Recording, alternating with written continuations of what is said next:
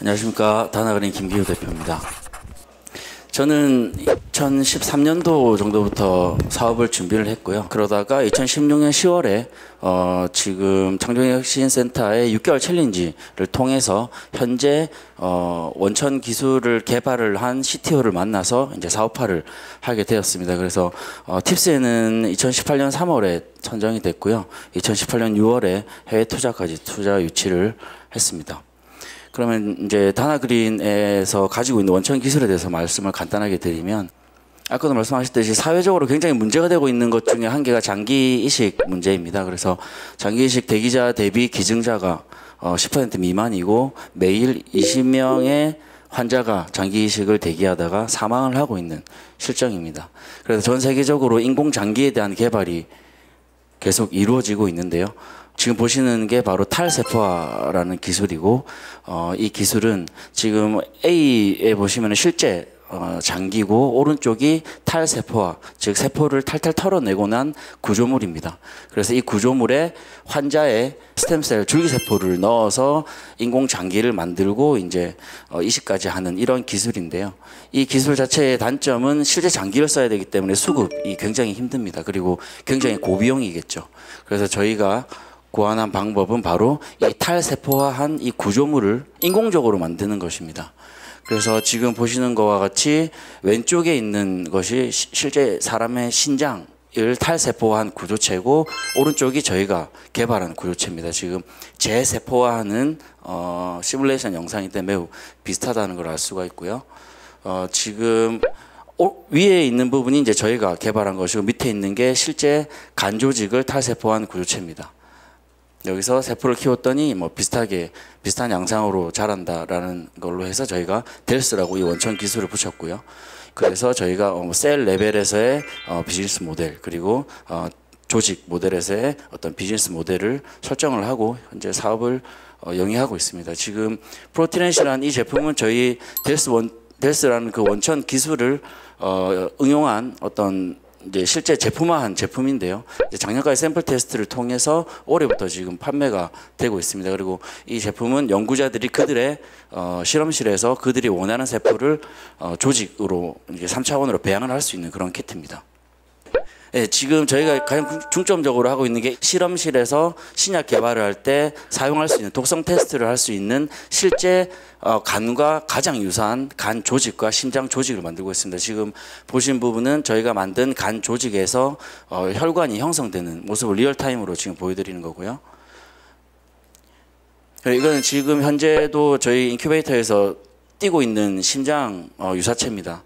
이 심장 유사체는 iPSC라는 스템셀에서 유래된 심근세포로 현재 지금 뛰고 있고, 왼쪽과 오른쪽의 심박수가 틀립니다. 이게 이제 같은 지지체, 같은 모델인데 어떤 상황에 따라 이 심박수가 틀려진다는 것을 확인을 하고 있고, 요거는 뭐 드럭을 친다든가 했을 때 심박수가 달라진다는 걸로 독성 테스트를 할 수 있는 그런 플랫폼으로 개발할 예정이고요. 그리고 이거는 지금 높이 7mm, 가로 세로 12mm 정도 되는 부피 1cc 정도 되는 지금 저희 지휘체를 만들고 심근 세포를 넣어서 심장 모델을 만든 것입니다. 이거는 G가 가지고 있는 심장과 같은 부피고요. 지금 이렇게 전체적으로 다 지금 심박이 동일하게 나타나고 있는 모습이고, 요거를 나중에는 주머니 형태의 어떤 심장 유사체로 만들어서 펌핑까지 가능한 그런 심장으로 계속 개발할 예정입니다. 그래서 뭐 오가노이드나 아니면 3D 바이오 프린팅 등과 함께 콜라보레이션을 해서 다양한 장기 유사체를 만들고 결국에는 이식까지 가능한 그런 장기까지 만드는 게 저희 회사 목표입니다. 지금부터 말씀드릴 건 이제 팁스나 아니면 비즈니스 스타트업들에게 가장 이제 중요한 사항이 될 수도 있는데요. 제가 한번 도식화했던 거를 알려드려 보겠습니다. 일단 저희는 같은 사회, 소사이어티 안에서 구성원으로 있습니다. 여기 이런 사회에서는 문제가 발생할 수밖에 없겠죠. 이 프로그램이 발생이 하게 되면 어떤 그 프로그램을 해결하기 위한 니즈가 존재를 합니다. 그리고 그 니즈를 필요로 하는 수급자, 커스터머나 뭐 컨슈머들이 있겠고요. 그리고 오른쪽에 이제 스타트업이나 아니면 서플라이어 그런 솔루션을 제공할 수 있는 저희가 있습니다. 그리고 저희는 R&D를 통해 프로덕트나 서비스를 개발을 해서 커스터머에게 제공을 하고요. 그게 바로 프로블럼에 대한 솔루션이 될 수가 있습니다. 그리고 그렇게 개발을 하고 제공하는 데 드는 비용, 코스트가 비용이 들겠죠. 그렇게 제공을 하고 나면 컨슈머들은 저희에게 매출, 레비뉴를 발생시켜 줍니다. 그리고 이 둘 차이, 레비뉴와 코스트의 차이가 바로 프로핏이 되고요. 그리고 이 프로핏은 서플라이어에게 제공이 되고 그 서플라이어에 제공된 것은 결국 소사이티로 다시 돌아오는 이런 순환적인 구조를 가지고 있습니다. 하지만 문제는 저희 스타트업 얼리 스테이지에 있는 분들은 다들 지금 겪으실 수도 있겠지만 데스밸리에 빠져 있습니다. 말 그대로 프로핏이 마이너스라는 거죠. 하지만 사업이 잘 되고 번창함으로써 손익분기점 브레이크 이븐 포인트가 되고 이제 더 나아가 플러스가 되면 이 사업이 지속적으로 계속 순환이 됩니다. 이런 순환 시스템 자체를 비즈니스 모델이라고 하고요. 그리고 여러 가지 뭐 KPI를 설정한다든가 이런 부분으로 단기 목표인 마일스톤들을 성취해 나갑니다.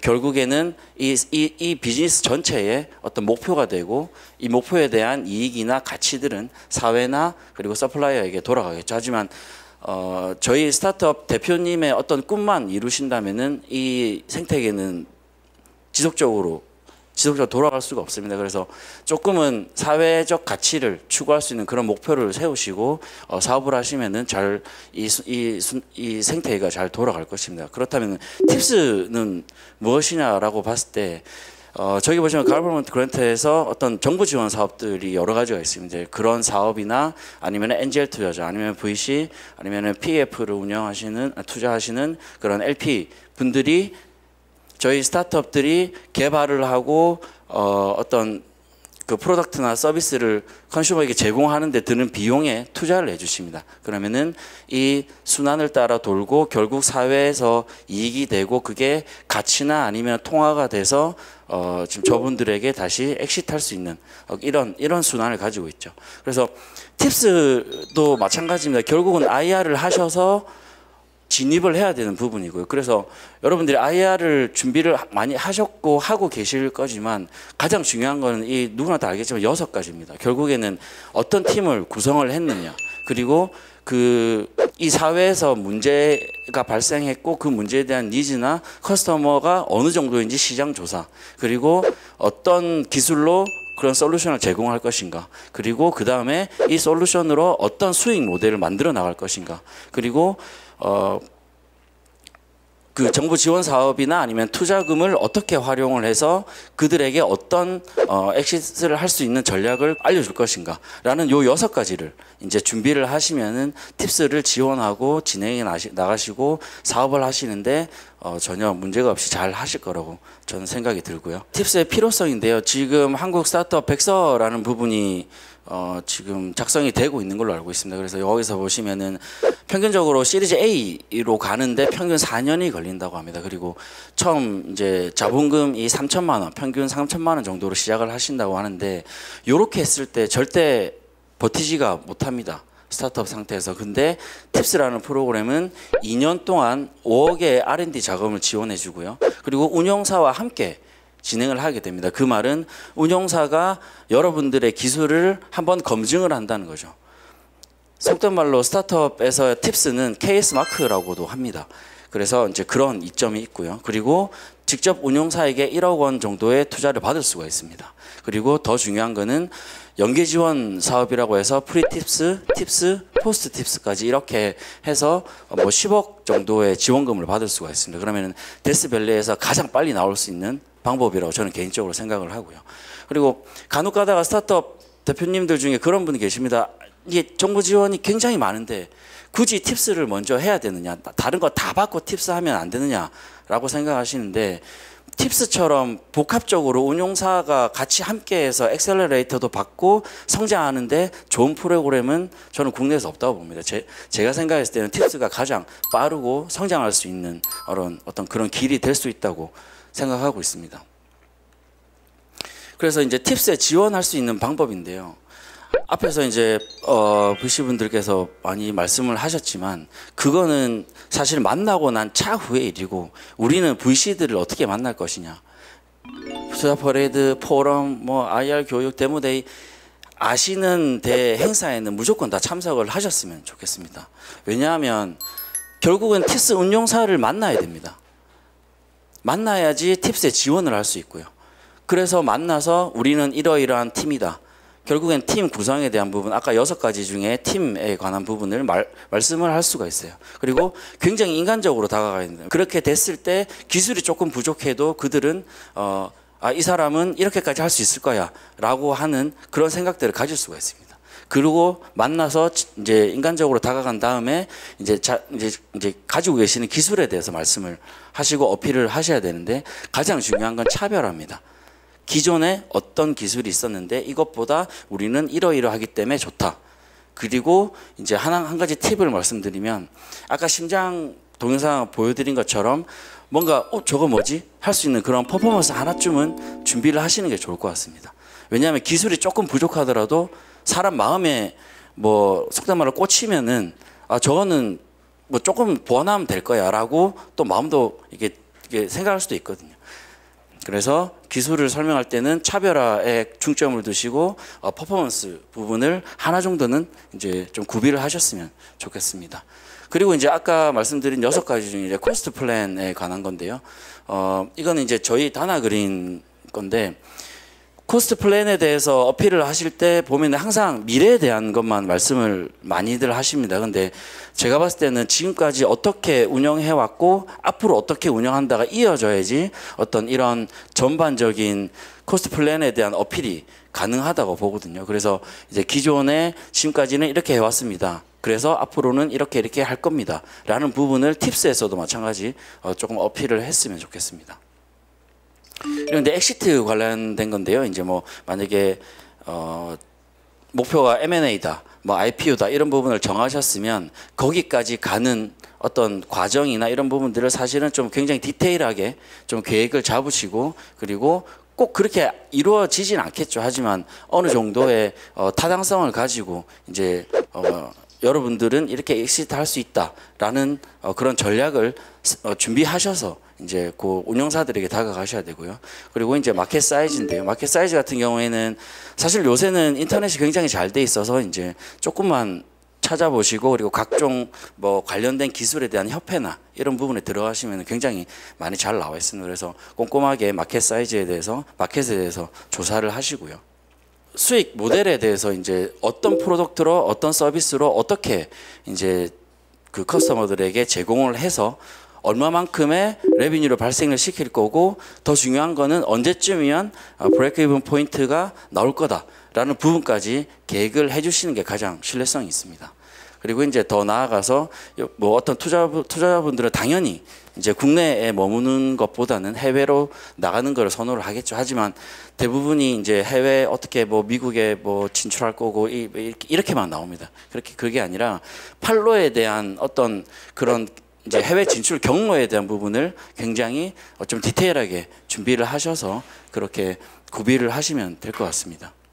기술이라는 거는 그 비즈니스, 그 사업의 사업성의 여부를 판단할 수 있는 기준이 됩니다. 그리고 특허 전략은 그 사업이 얼마나 안정적으로 지속될 수 있느냐. 그리고 제품화나 상용화에 대한 부분도 이제 팁스에 들어가야 되는데 그거는 이 사업이 얼마나 현실성이 있느냐.